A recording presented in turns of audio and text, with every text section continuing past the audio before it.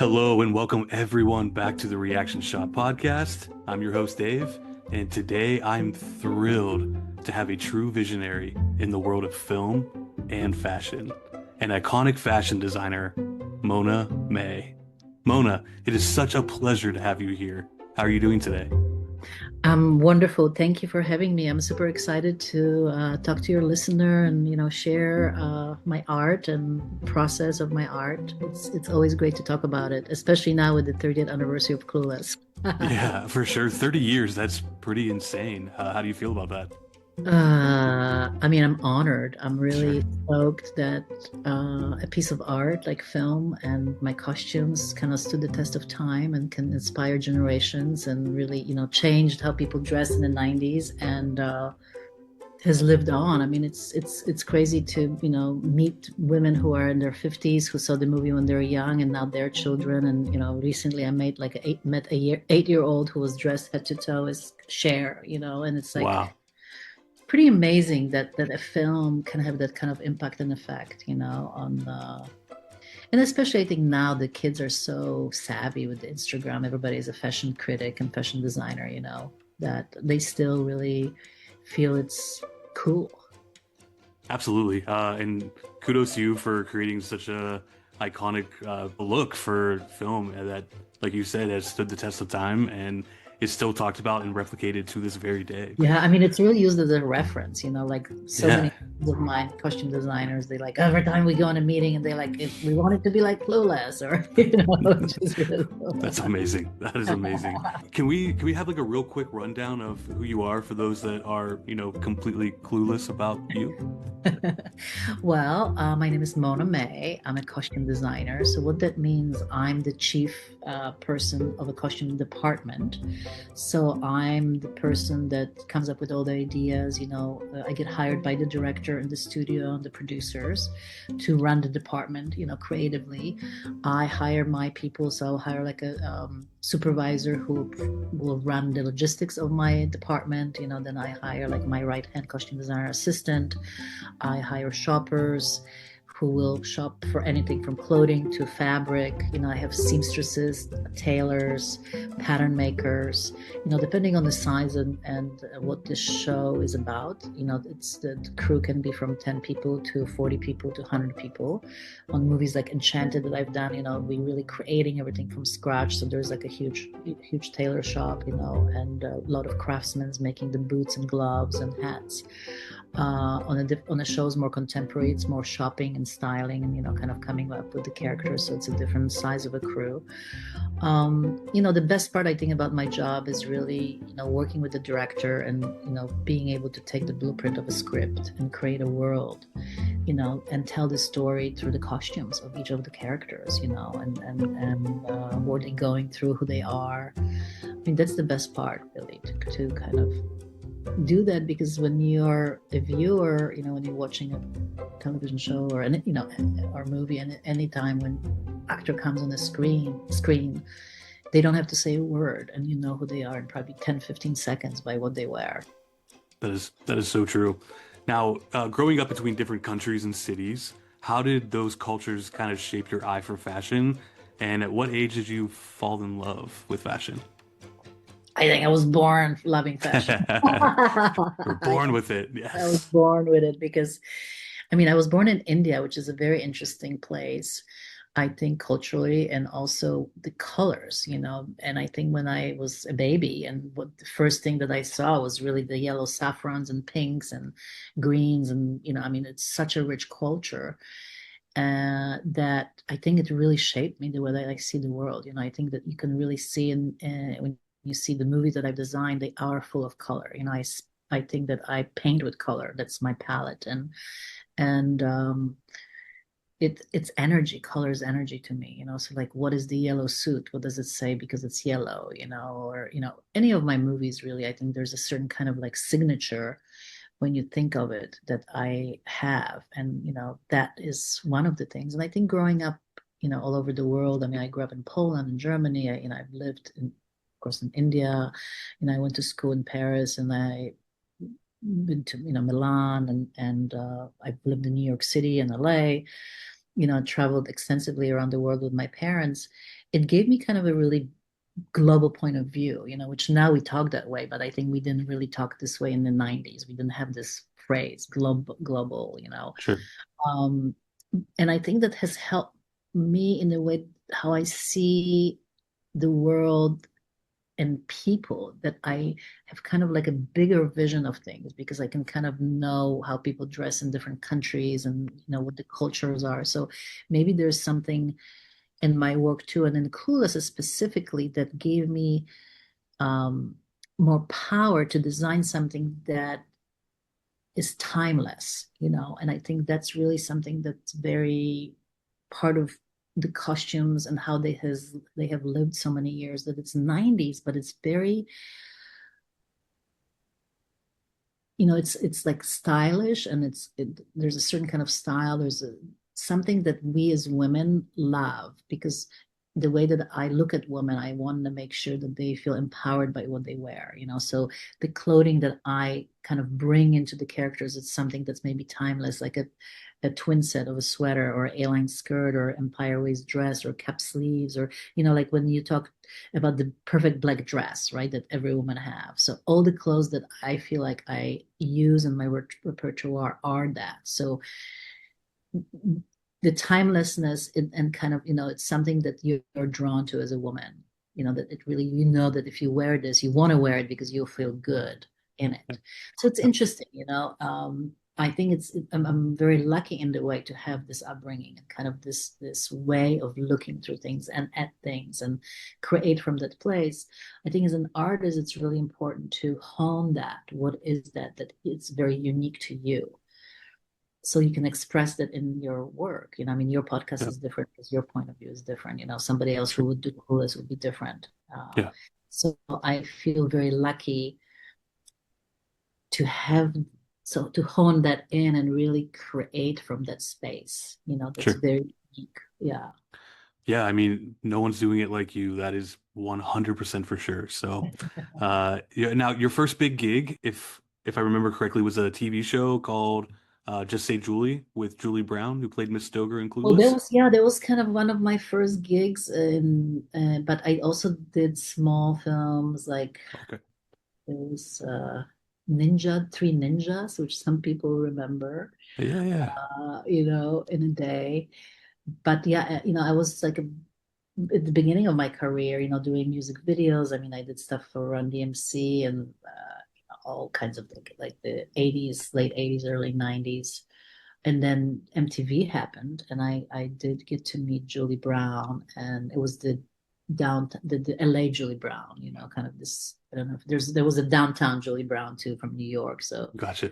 uh, yeah, and she created this MTV show called Just Say Julie, which was awesome because it was like skit comedy. So something that I love. I love comedy. I love having fun with fashion. So it was all kinds of crazy costumes that we were able to create for her, and it kind of opened me up to just like having fun. Uh, and MTV was amazing. It was really something that it was so radical at the time. I mean, nobody really looked at the world that way with images, like that. And it allowed us to be super, super creative. That's awesome. So, when you got the call from Amy Heckerling to be the costume designer for a teen forward script, what were your first thoughts? Yes, Yes. absolutely. Because there's not that many scripts that have fashion and costumes together. So it was Sure. completely up my alley because I was a fashion designer by trade, got into the Sure. costume design trade, and now here it is. The two loves that I've had are now I can combine. I met Amy on the pilot previously to Clueless, and we got to work together. The pilot didn't get picked up, but we just connected creatively so close. It was like kind of finding your soul sister, creative soul sister, because she was into Yes. fashion. We saw things on a very similar level, the way that, we look at fashion and colors. And, when she did write Clueless, she called me up, said, you got to do it. I need you. I need your European expertise. I need your kind of all of that comes with high fashion. And how do we now take it into the high school and revolutionary the way that kids dress, and Yeah. it was a big task. Sure. Absolutely, absolutely. Uh, Now, did you meet the cast before dressing them up? Of Or, course, yeah, absolutely. Yeah, okay, you meet the cast, and it's very important, I think, for the process of costume designer to, first you speak with the director, you see their sure. vision, what are they imagining, and Emmy wanted to really create a whole new world that didn't exist on the street. Because when we went to scout into the schools, for locations, I mean, everybody was wearing grunge. There was no Yeah. girls in little pretty dresses or bright colored things. Um, so it was interesting. We were looking at each other going, oh no, this is depressing. You're like, I'm not doing this. I'm going above and beyond. Right. So, I get the kind of download from the director, and then I go to the actors because they bring a lot, they have to create that character. So, you have to meet with them and see what they're thinking in their head about the character and what they're feeling. I mean, it's interesting with each person was very different. I mean, Alicia Silverstone was ingenue. She's done some movies beforehand, but she was like you know, already an activist in her sweatpants, running around with dogs. She was not into high fashion at all. Sure. Stacey Dash was different because she came from New York. She was a little older. She was already punk rock, so she was savvy. She was, she already had a different approach to creating the character. So in the fittings, which is kind of the moment of laboratory and really figuring it out, the character with the actor, you know, they learn from the clothes. Like for example, for Alicia, putting the clothes on, it gave her different posture and made her walk differently. She work in the little, they were not heels, but they're a little bit like chunky heels on the Mary Janes, and the hair flipping and all that stuff. So that informs them. As Stacy was already like, okay, I'm sassy. Give me the skirt Mhm. shorter and funkier, and she's like, yes, I'll wear the crazy hats, no Right. problem. Yeah. So yeah, so the process is very important, having the actors and you know making sure, because my job as a costume designer, it's really making sure that we're telling the story and we're creating authentic girls. So I can take the fashion from the runways, and that's where I went to look for the new fresh looks, but I have to bring it into the high school, into the 16-year-olds, and create something that feels real. And it's not snooty models running around in their high heels. It's really, truly, young girls. And we wanted to make the movie very innocent and sweet and feminine and fun for people to see. And I think that's part of the nostalgia too Sure. now, like, the simpler times, Hmm. Yeah. Simpler times indeed. but in that good way that we are Yeah. really yearning for in a way. Yeah. No, yeah, I totally get that. Now, on Clueless, who was the easiest to dress and who was the hardest? Easiest Paul Rudd, because he Okay. basically showed up in his own jeans and pants, and we just kind of picked him up. But he was really the character. He was, a young Awesome, guy. man. It was his first movie. He just wore the plaid shirts and the t-shirts. We just kind of updated it a little bit and gave the t-shirts some good information. That we knew that he cared for certain causes and went to cool clubs. Nice. Um, and I think the hardest, I wouldn't say which character was the hardest, but I think the hardest part was creating that many costumes, Yeah. because Alicia Silverstone alone had 63 changes. Then Stacey Wow. Dash, Amber, and Ty had 45 each. Plus, Wow. I hope your uh, viewers get this, that I had to dress every extra, That is because insane. they couldn't show up in their grunge clothes and be part of this Beverly Hills world. We had to line them up at 5 a.m. and give them head to toe makeover, with the Wow. backpacks and hats, Kangol hats and jewelry, and the, little nose jobs, stuff, backpacks and shoes. So if you really, viewers, please, if you watch this movie again, pay attention to the background actors and you'll be amazed. So I think it's thousands of people in a way, because it's like the quad, the cafeteria, everywhere you see someone, we Yeah. we dress them. So I Wow. think that was the hardest part about the film, because it was not a big budget. I mean, it was like a $20 million movie, $25 million movie. My budget was about $200,000. There was no PR machine. This is before computers, everybody, before So crazy. Amazon. We actually had to like do everything, analog, take Huh. Polaroids of the fittings, go to the stores. There was no button to push on the computer that something is sent to you. There was no PR machine sending me clothes and, freebies. I had to beg for the Alaya dress, to be borrowed. So Uh, yeah, I think that was the challenge. yeah, I guess you never really put into perspective all the extras in the background and really thinking about some of the scenes in the film and how many people are there. Wow. Yeah, and Great. the color palette, we talked about a little bit about the color, like the color palette was so important. What are we Yeah. creating? It's the California sunshine and the, green and optimism and upbeat. I mean, we use very little black. We use very probably no brown, very, very, I don't even remember, I could maybe count on one hand how many brown outfits we saw in the movie.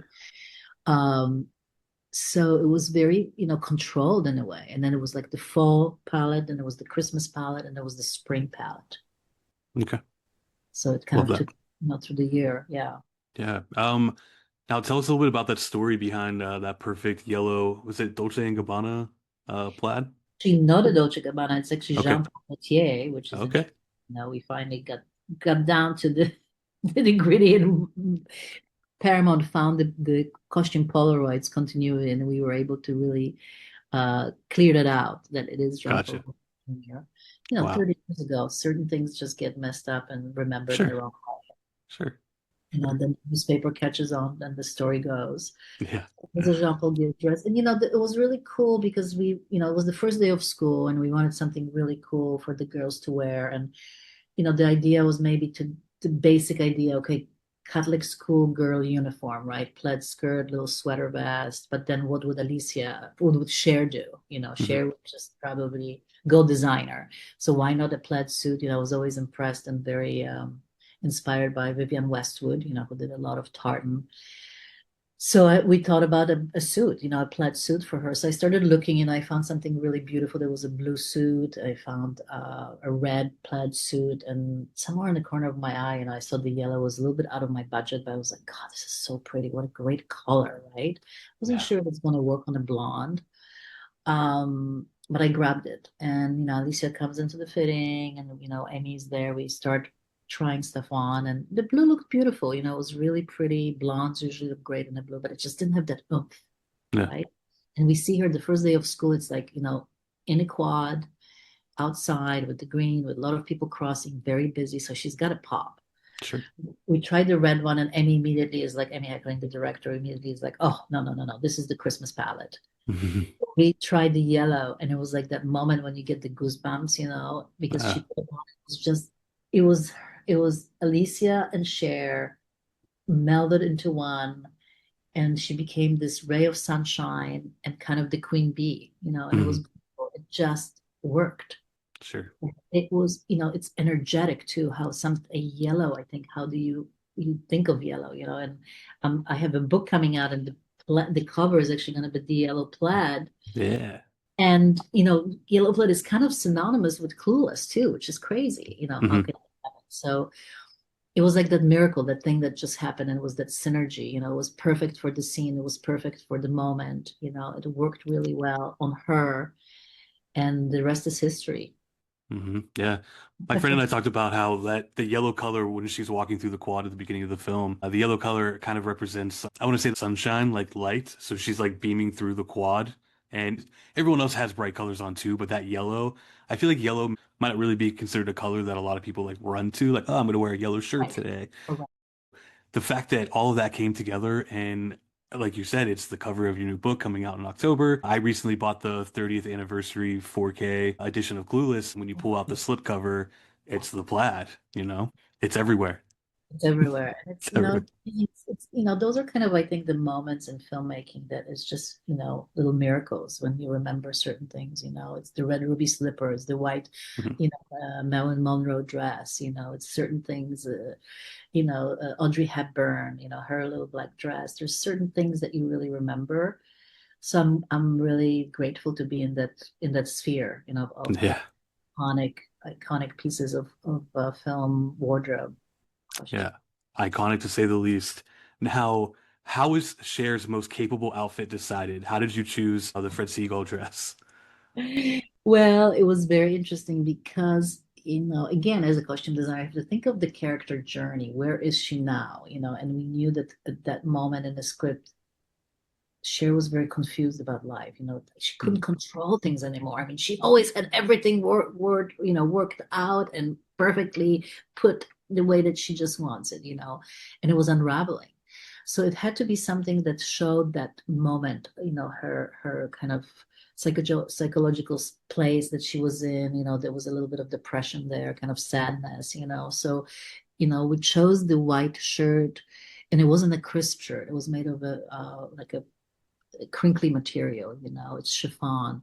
So that also was not like pressed. It was like already kind of like disintegrating, right? And there was a lot of Yeah. detail on. There was like a tuxedo shirt, so there's a lot of ruffles, again, something that maybe she normally would not wear. And then she kind of layered in a different way that she usually, something that maybe was more tie or even Dion, it wasn't like crisp and very tailored on her. So when you saw her walking around the fountain, you really kind of, and it was white and gray, again, kind of very different. Hmm. So it was very important in that moment to show her place where she is emotionally. And I think that was really good choice. It's something that is very cool in a way. People love that outfit as well. They're very drawn to it. The Argyle skirt and always the, silver or white Mary Janes, shoes and the little, uh, knee highs, which are her signature in the film. So I love that outfit too. It's kind of softer. It really Yeah. shows a different side. And then from then on, if you look at the film, she wears a little different clothes when she's with Josh on the stairs. It's a little eyelet blouse, lavender uh, pants. Everything kind of softened on her, which is great. She kind of let it go a little bit of the control and opened her heart. I I love hearing that, storytelling through fashion. That's what we're here for, right? So, Yeah, I love that, in a lot of my movies I get to do it because I do get to design, very female-centric films. I mean, when you think of Drew Barrymore and Never Been Kissed, how she kind of, her evolution from kind of the ugly duckling into this beautiful young woman at the end in her pink chiffon dress, like completely being authentic, in her power, to Enchanted, to House Bunny, all those girls are really like finding themselves who they are, and the more authentic in themselves are in their way that they present themselves, it also, I think, teaches the audience something like how do you really, go on your own journey, and how do you find yourself and empower yourself through clothes. So I'm really lucky to be able to tell those stories, and inspire a lot of young women. It's really wonderful to meet them and hear them how much they love my movies, how much impact it made on them. And I meet a lot of young designers, and when I go to schools and they said, we got into the business because of you, your movies inspired us. It's like, I wanted to become a costume designer, and it's wonderful. It really it's something that is very rewarding. yeah, that is incredible and very well deserved. I love hearing that people reaching out to you and letting you know that you really made a mark on them, and for them to choose the routes in life to go to, maybe be the next Mona May. That's Yeah. Oh that's my incredible. And God, or better or different, or yeah, yeah. Well, You're the blueprint or the yellow yes, print. I am the The yellow print. blueprint. I love it. Uh, so I have to ask, what was it like working with the late Brittany Murphy? This was her first film. She went from an evolution in the film from being, toe up, totally clueless to made over mall trauma survivor. What was that like working with her?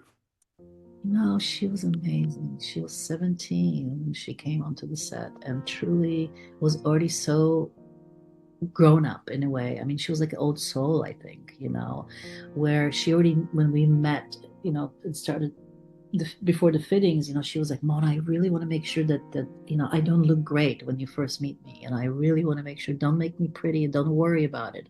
I want to make sure that we have a room to grow, and it was such a smart thing to do because we really able to kind of create that arc from this kind of sad little girl that's coming in, looking kind of like what everybody did at the time, the grungy, baggy Yeah, pants and purple hair color and the oversized shirt, but a very arty kind of a girl. So you already knew that there's a lot of personality there.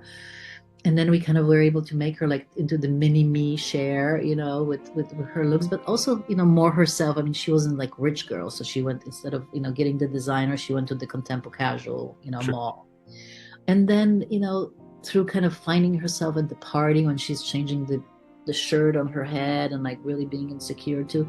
Somewhat at the end when you see her at the skateboarding park, at the Mhm. end.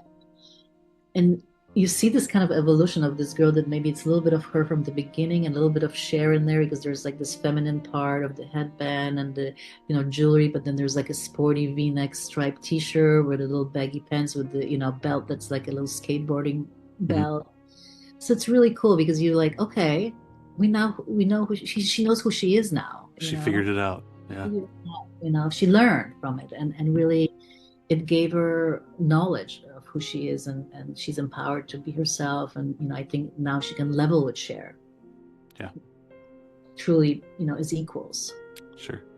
Uh, I love that. Yeah, I mean, Brittany, I feel she definitely radiated on screen, not only in Clueless, but every film she did. You could, it, in a weird way, she's not in front of you in person, but you could feel this energy coming from her. I remember in Clueless, the first time I saw it, I believe it's right after the makeover when she has like they kind of cut her shirt a little bit. She has like I think it's Yes, like yes, tie yes. dye a little bit, Yeah. yeah, with the heart. She just looked so genuinely happy in that moment. Even if that was the last day of filming, I don't know, but she just looked like I did it. Like I got this makeover. I'm feeling so confident. She just seems so happy and proud.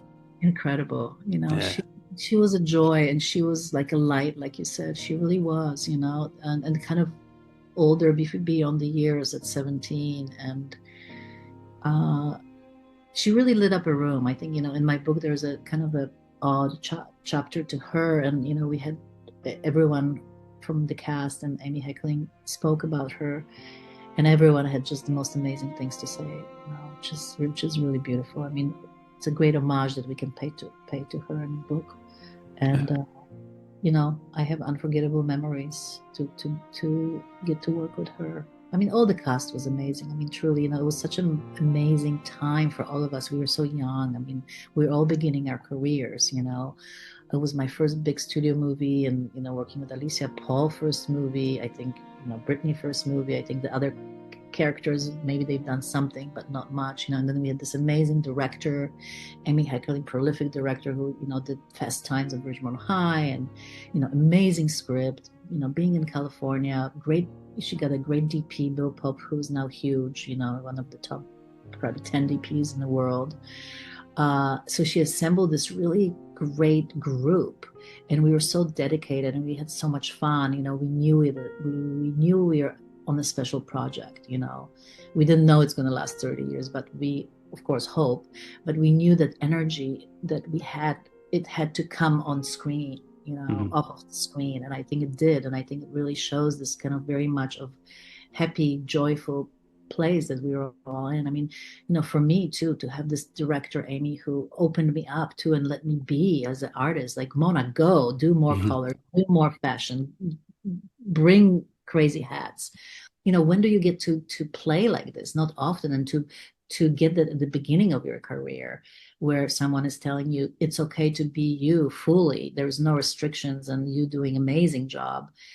I think it allowed me to become the designer I am. In consequential movies of Wedding Singer and then Never Been Kissed, I was unleashed in a way, Yeah. and that I really am grateful for that. And I think we all are grateful, and the actors talk about it too in my book, how we really grateful to Amy for this opportunity for all of us. It changed our lives. I mean, each one of us, our career just boomed after, and most of us never really stopped.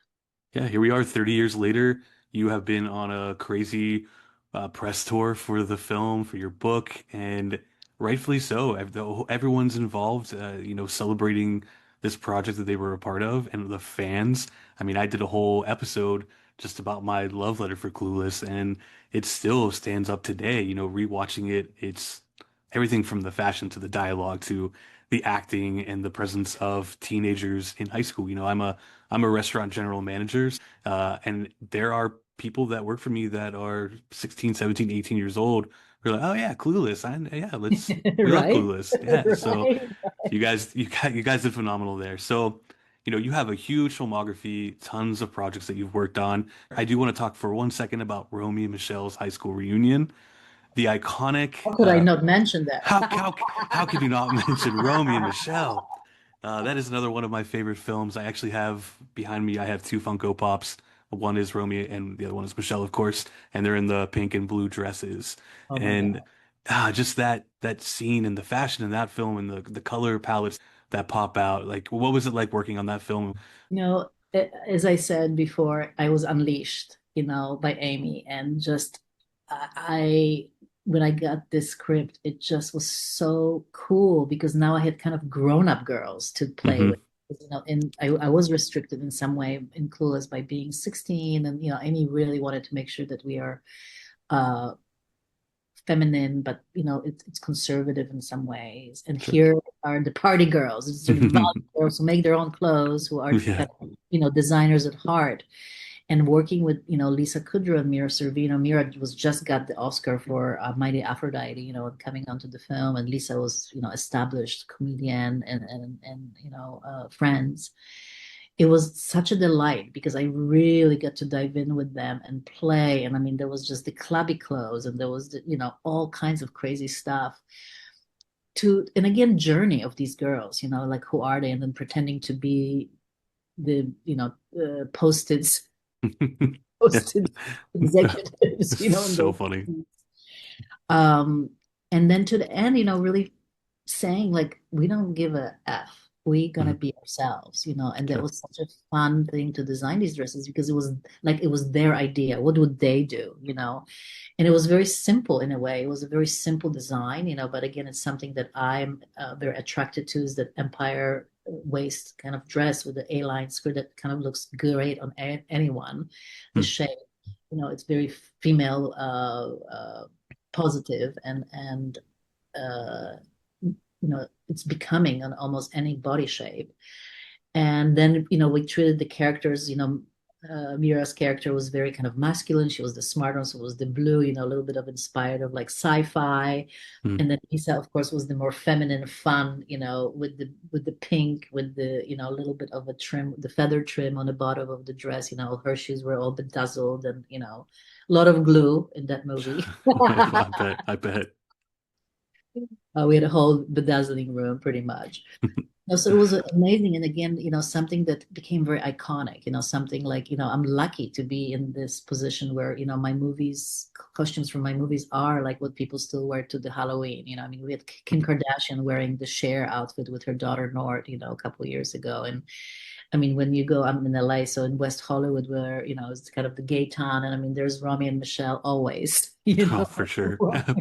and Absolutely. many movie stars dressed as them.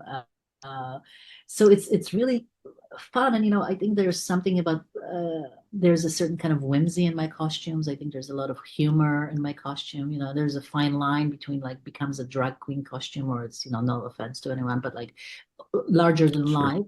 I always Yeah. try to stay and make sure the costumes doesn't wear the actor, that they are wearing the costume, that you still see them as the character through. Hmm. And there's something that's more authentic, that you feel like you still know this character and maybe you want to emulate and have fun instead of something that's like, oh my God, that's way too much. I would never do Yeah. that. But I love that movie. That movie is just so much fun. And I hear they may make a sequel, so we'll see. I mean, that was going to be one of my questions for you. I don't know if you can say, but is there a chance that you be back for Romy and Michelle too? I'm sure hoping, Yeah. you And never then, know in the business how it goes, sure. new directors, new people. But I think it would be a delight to now work with the older version of Romy and Michelle and Yeah. make them as fabulous. Absolutely.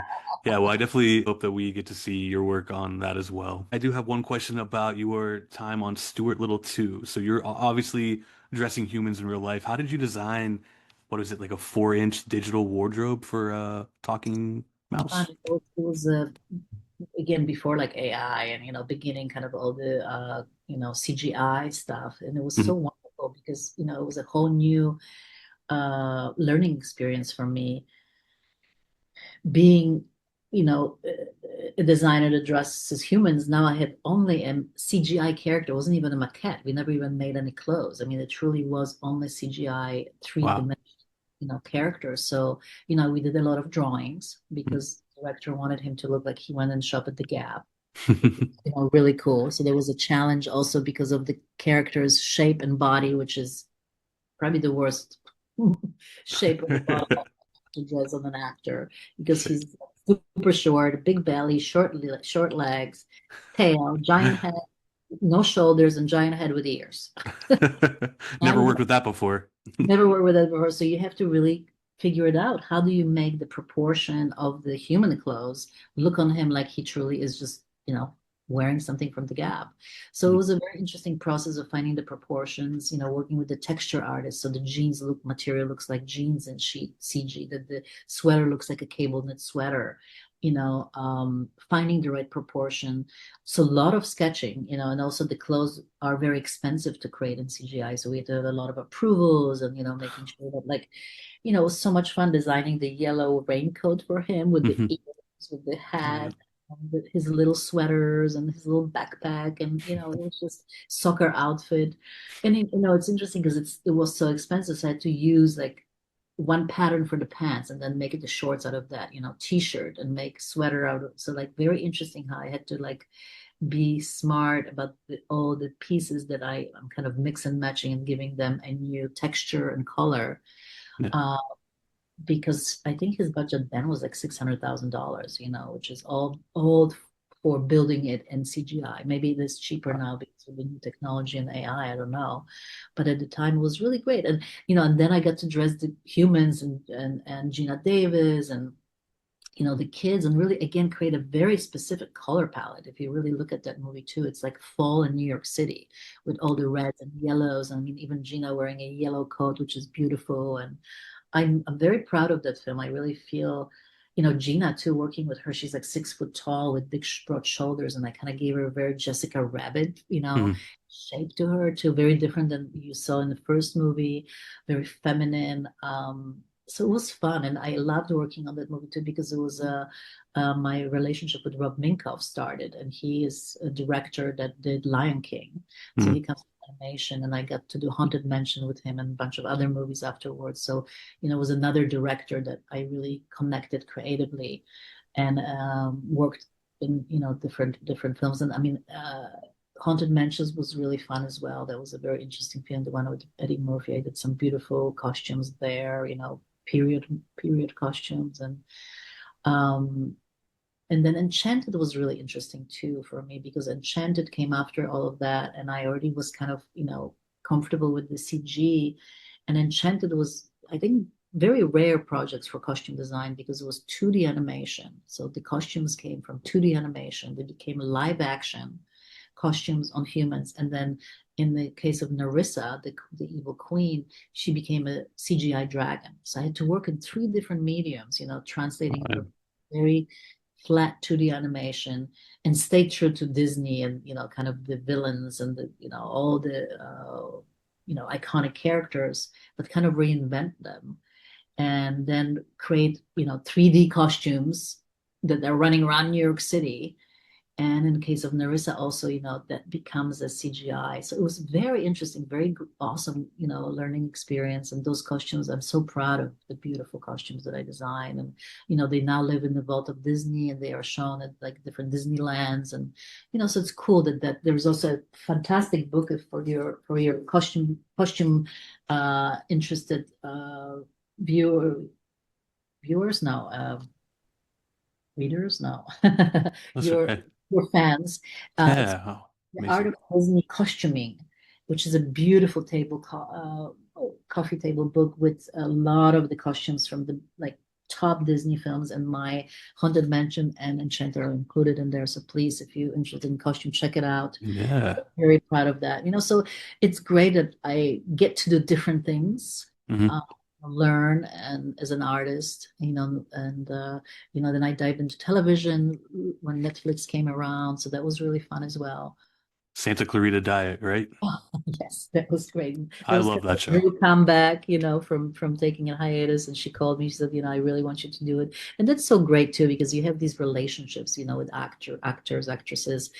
Like, I mean, I still work with Alicia Silverstone. We just did a TV show that's coming out right now. What an Acorn, I think. Uh, Yeah. I forget yeah. the name of it. I saw some promos for it. So we did that together, and Drew called me and said, I really want you to do it because it's like you have a shorthand, what their insecurities are and how to really, help them to feel fabulous and into character. So we did 3 seasons of that. It was super fun, and I mean, so much blood. I mean, so many multiples of clothes, For But it sure. was a really fun arc for Drew, as kind of like in the beginning, she was just like a not very confident person. And then once she started eating the humans and, having some good protein, she became more and more fabulous and kind of Yeah. empowered and, started wearing designer clothes and, ruling the world. In the world. Oh, that show must have been a lot of fun to work on. I definitely really liked that one a lot. And when I saw that you did the work for that, it kind of all made sense. And I was like, okay, I can It see was it. a I little can see it. darker, a little darker. It was the Yeah. family, but it was really fun. I mean, the teenage kids were great. I had some fun with them, and Timothy Oliphant is just a dream to work with and dress. I mean, a perfect Ken doll. Perfect end all. Absolutely. If you could create a Mona May vintage museum, what 5 pieces would you use to headline the exhibit? From my costumes. From your costumes, yeah. Oh my God. Well, definitely the yellow suit. Sure. I think the enchanted white dress. I think the Narissa from Enchanted. Maybe Santa Clarita Diet, the bloody There you bloody go. questions for Drew was really fun. I mean, that was so hilarious. Uh, I mean, Anna Faris from House Bunny. I love Oh her so yeah. much. And maybe Stewart too. Like if we could have like, Yeah. a CGI video of Yeah, him like a on little screen. Okay, perfect. the screen. Love Uh, that. I think, let's see. I mean, there's always never been kissed, and there's Wedding Singer too. Oh my God, Adam in his blue suit. That was really fun. And I mean, oh my God, and the two girls from Romy. I don't know. We may Oh, have 8. we have a big museum here, guys, and we are all for it. What a filmography you have. Like incredible resume of things that you have done. You should be It's so so proud. I am, and I'm so glad that the movies that I've done, they resonate with people so much. I mean, when people really hear, and it's like, what? And you did Romy and Michele and Wedding Singer and Never Been Kissed. Like, I love all those movies. And then Enchanted. Oh my Mhm. God! And it's like, it's so great to, you know, you could be a costume designer, worked all your life, and you've done amazing work, but the movies have not really been so in the culture in a way. Like, Yeah. maybe they're not comedies or whatever, they more different kinds of serious movies, Shakespearean movies. It's a beautiful work, but maybe people don't remember them as much. And I'm kind of lucky that I've done these movies that just people love and they Mhm. rewatch them, it makes them feel good and they have fun with it. So very honored, and I'm very thankful to my life in a way that it happened that way. That it's not an easy job. I think it's a you spend a lot of time on location and it's long hours. Sometimes you have to sacrifice your family. But my work is my child in a way, and I love it. And I think that I'll be like the 80-year-old lighting and doing some crazy fun stuff. Hey. Okay. All right, I'm there. Uh, yeah, and you have, with all this talk about all the incredible things you've done, you have a book coming out in October, which you mentioned briefly earlier. So What can we amazing. what can we expect from that? Well, finally, 30 years later, we have all the costumes in one place in the book. You can turn the page and you can really, it's chronologically from the beginning of the movie, to the end where the ends with the wedding. And you can, look at all the costumes in one place and be inspired. And there's great interview with the actors. There's behind the scene photos that no one has ever seen. We even found Polaroids that survived 30 years of the costume continuity. Because remember, Wow. people, we don't have phones. Yeah. So we took continuity on Polaroid, so they survive, so they in the book, and it's just like a really, it's history, just really something that people can go to and turn the page and be inspired. And it's such a beautiful book. It's the cover is made of fabric, of the plaid fabric, which is really beautiful. This is It's just my mom. awesome. So it's a great looking book. It's I think delightful journey of me designing it and the behind the scenes and little secrets. And also it's inspirational because I show you how maybe to update your look. There's like collages of clothes that you could do now, like how to be Cher in your pastel for a date, or how to wear a gym outfit now, or what fun stuff like that. And I mean, the photos are great. I mean, the the photos that Paramount has held in their vault for so many years, from the set photographer that you've never really seen, which is amazing. So I'm so proud of it. I'm so happy, and I can't wait to just share it with kids at colleges and anyone really who is a creative, and talk more about the movie and the process, who we are as costume designers, and what our journey is creating costumes for film and television. Because I also think that sometimes our craft, people don't know what we do. Sure. I mean, you even said, hey, introduce yourself, what do you do? And I want that for people to have more understanding what we do, how we create, how we co-create, how we tell the story with the clothing and costumes, and the psychology of people. So all of that is there, and I think that will enlighten people in some way too about the craft. When you really take a step back, you can see that the costuming, the fashion of the film is a character all in its own, especially with your films. I think that speaks volumes. It speaks fabrics, if you will. It really is quite incredible, and to hear you talk about all the blood, sweat, and tears that really go into creating these things and your passion for it, it obviously truly shows at the end of the day when we watch this film over and over again, all of these films over and over again, when we revisit these Netflix shows, when we pop in a film to show maybe our children something that meant a lot to us then, and for them to recognize, wow, that is a awesome yellow plaid dress, that is what is an Alaya, like these are the amazing things.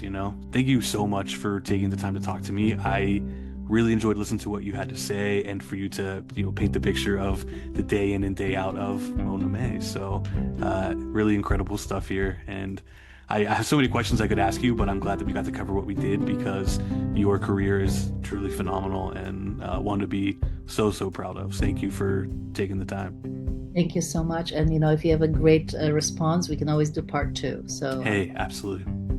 I would. And thank you for having me. And just spreading the word of artistry, costuming, and costume design, and my book too. So I hope that all your listeners will go and buy it. It's a great present for Christmas, Yes, everyone go buy it. I know I'm going to pre-order it, and hopefully get it here. Yes, you can pre-order actually now on Amazon or Barnes and Noble. So this is really great. You can have it in your hand, in October. But yes, please pre-order it. It shows again the publisher that the book is wanted, and as also a female artist, is really important to support female artists. Absolutely. So I really appreciate you having me, and all the best to everyone. Ciao. Well, thank you, Mona. Have a great day. Bye.